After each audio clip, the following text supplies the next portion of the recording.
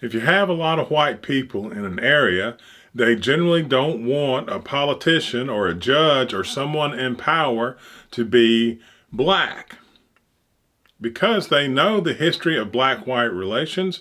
And even if this black person possibly could, step above his own racism and see people as people, it'll invite more black people in. And there are too many black people who have been involved in the whole racial struggle, and have their parents have, and all that animosity has been handed down to them.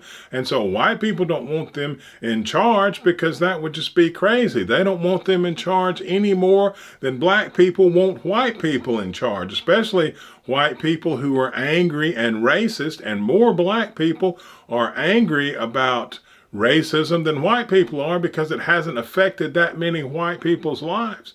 But that's why white people don't want black people in power in their areas, because they feel like the black person only makes sense. The black person will treat them unfairly, will not see them as a human being. Not to mention that black culture and white culture are very, very different. And so the way that black people in power would expect white people to act would be very different from the way they do act. Just like the reverse is true. When white people try to police black communities, they don't a lot of times understand the behavior, because they didn't grow up in a black community and they don't have black culture inside them like you have whatever culture you grew up with inside you. That's where you learn your behaviors that's what culture is. Here is how you behave in our group.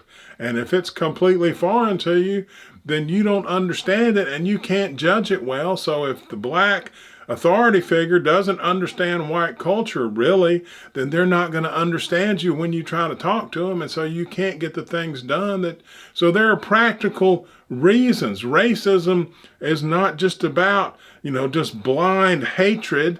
Nothing is that simple. It's very complicated, and it has practical aspects that need to be addressed before we're really going to get it fixed, which means we're going to have to talk openly and honestly and talk about the stuff that makes everyone uncomfortable, because resolving those things are exactly what's going to fix the problem.